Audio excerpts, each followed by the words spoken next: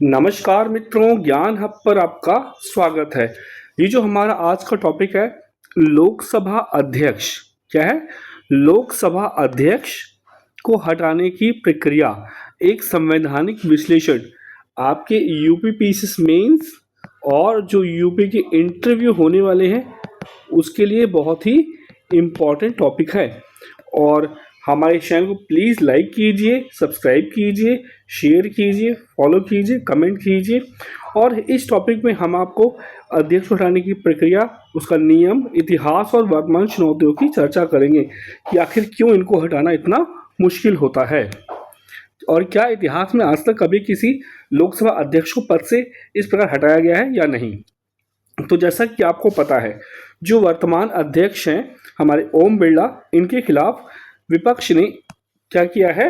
अविश्वास प्रस्ताव पेश किया है, जिसे संविधान में संकल्प प्रस्ताव कहा गया है, संकल्प कहा गया है।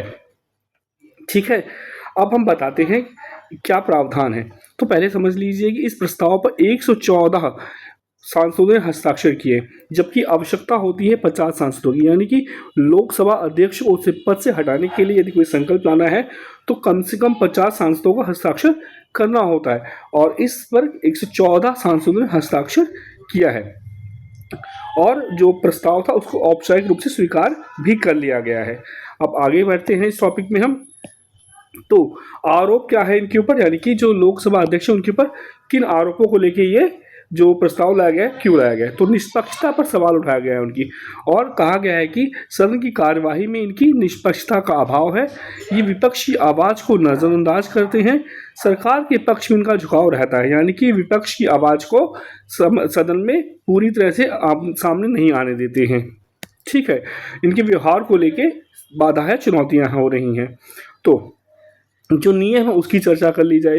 तो कोई भी अगर प्रस्ताव इस प्रकार लाना होता है तो प्रक्रियात्मक नियम क्या है? प्रस्ताव को का प्रवेश द्वार होता है।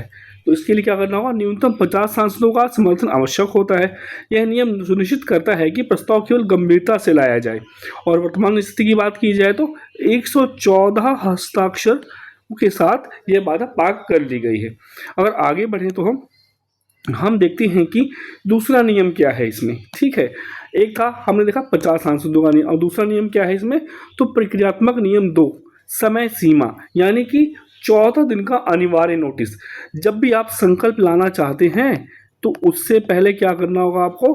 14 दिन पहले एक अनिवार्य नोटिस देना पड़ेगा। किसको? लोकसभा अध्यक्ष को देना पड़ेगा। ठीक है, और उसके बाद क्या होगा? जो ये नोटिस होगा और ये संकल्प आएगा, उसकी सचिवालय क्या करेगी? जांच करेगी। अगर सचिवालय ये पाता है कि संकल्प वैध है तो उसकी वैधता की पुष्टि कर देगा और चर्चा और वोटिंग के लिए इसे आगे बढ़ा दिया जाएगा। ठीक, तो आप इसे समझते चलिए।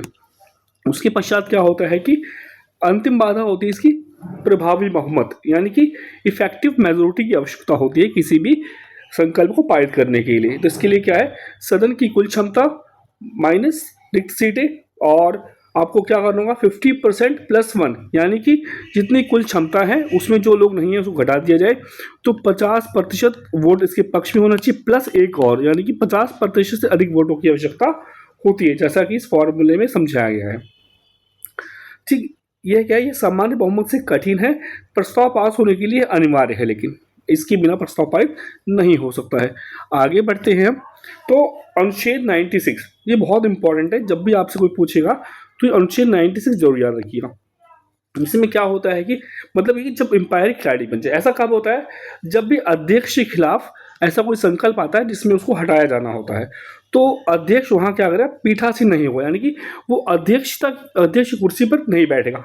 फिर बैठेगा कौन? ऐसी स्थिति में जब अध्यक्ष को हटाने का संकल्प विचाराधीन हो तो फिर पीठासीन अधिकारी नहीं रह जाते। तो ऐसे में कार्यवाही का संचालन कौन करता है? उपाध्यक्ष करता है। कौन करता है? उपाध्यक्ष, डिप्टी स्पीकर करते हैं। ठीक है, तो अध्यक्ष स्पीकर नहीं रहेगा, कौन रहेगा उस समय? डिप्टी स्पीकर अध्यक्षता करते हैं। आगे बढ़ते हैं इसमें हम। आप जानते हैं कि इसके बावजूद भी जो अध्यक्ष होता है उसके पास कुछ शक्तियां, कुछ अधिकार होता है। तो इनकी अधिकारों की बात की जाए तो मतदान कर सकते हैं, वो बचाव कर सकते हैं, यानी कि वो क्या कर सकते हैं? वो चर्चा कर सकते हैं और अपना पक्ष रख सकते हैं, और वो क्या कर सकते हैं? वोट कर सकते हैं। लेकिन इसमें भी कुछ ट्विस्ट है, यानी कि वो निर्णायक वोट, कास्टिंग वोट नहीं कर सकते। अब उसमें कौन करेगा, मान लीजिए एग्जाम्पल समझते हैं, टोटल 100 सदस्य थे, ठीक है, उन्होंने वोट किया, पक्ष में पड़े 50, विपक्ष में पड़े 50, तो जिस भी अध्यक्ष के खिलाफ ये संकल्प लाया गया तो इसी 50 में उसकी वोटिंग होगी, लेकिन जो डिप्टी स्पीकर जो अध्यक्षता कर रहा है उस समय, वो क्या कर सकेगा, निर्णायक मत देके इसको या तो पारित करवा सकेगा या तो गिरा सकेगा, क्योंकि अब एक वोट ज़्यादा हो गया उधर। यानी कि पहली बार वोट, फर्स्ट इंटेंस वोट, एक सांसद के रूप में पहली बार वोट दे सकते हैं, अपने बचाव में सदन में बोल सकते हैं, परंतु निर्णायक वोट नहीं दे सकते। ये बहुत इंपॉर्टेंट है और ये कहाँ है, आपके 96 में जो अनुच्छेद है उसमें दिया गया है। आगे चलो, अगर ऐतिहासिक संदर्भों की बात की जाए तो चुनौती और परिणाम क्या रहे हैं। जीवी मालवंकर 1954, सरदार हुकुम सिंह 1966, सोमनाथ चटर्जी 2005। आज तक इन सभी के खिलाफ क्या हुआ है कि संकल्प लाया गया है इनको पद से हटाने के लिए, परंतु अभी तक कोई भी लोकसभा अध्यक्ष इस प्रक्रिया से हटाया नहीं गया। जहाँ एक इम्पॉर्टेंट बात यह है कि यूपीपीसीएस ने अपनी प्री की 2025 की परीक्षा में पूछा था कि भारत का पहला लोकसभा अध्यक्ष कौन था, तो उनका नाम क्या है, जीवी मावलंकर नाम है उनका। ठीक है, अब आगे बढ़ते हैं। देखिए, अब जीवी मावलंकर पहली अग्नि परीक्षा, यानी कि पहले ऐसे व्यक्ति थे, पहले ऐसे लोकसभा अध्यक्ष जिनके विरुद्ध क्या हुआ था, यह प्रस्ताव लाया गया था। संघर्ष क्या था इनके विरुद्ध, क्या कि विपक्ष ने कहा कि पक्षपात का आरोप लगाया विपक्ष ने इनके ऊपर। परिणाम ये हुआ कि पीएम नेहरू ने इनके पक्ष में वोट दिया और ये भारी बहुमत से जो विपक्ष का प्रस्ताव था क्या हुआ, खारिज हो गया था। और अगला हमारे पास ऐसी केस स्टडी क्या आती है, वो आती है, वहाँ पर इतिहास की यही पुनरावृत्ति हुई थी, तो हुकुम सिंह और चटर्जी यानी कि इनके खिलाफ भी प्रस्ताव लाया गया। जो सरदार हुकुम सिंह थे 1966 में, निष्पक्षता के आरोप, लंबी चर्चा के बाद प्रस्ताव क्या हो गया, अस्वीकृत हो गया। इसी प्रकार 2005 में सोमनाथ चटर्जी के विरुद्ध प्रस्ताव लाया गया, तो सोमनाथ चटर्जी के विरुद्ध भी प्रस्ताव पारित नहीं पाया था। सुप्रीम कोर्ट के आदेश पर विवाद हुआ और पद से नहीं हटाए गए, मतलब बहुत विवाद हो गया था, परंतु इन्हें पद से नहीं हटाया, क्योंकि पद से हटाने के लिए करना पड़ेगा आपको, संकल्प जो लेके आए हैं वो पारित होना आवश्यक है, परंतु ये भी पारित नहीं हुआ। इसका निष्कर्ष निकलता है कि राजनीतिक बहस होती है लेकिन प्रस्ताव गिर जाता है। अब क्यों गिर जाता है ये आप सब जानते हैं, जो पावर में है, जो सत्ता में है, उसी पार्टी का ये व्यक्ति होता है, तो उसके खिलाफ वोटिंग कैसे होगी प्रभावी रूप से।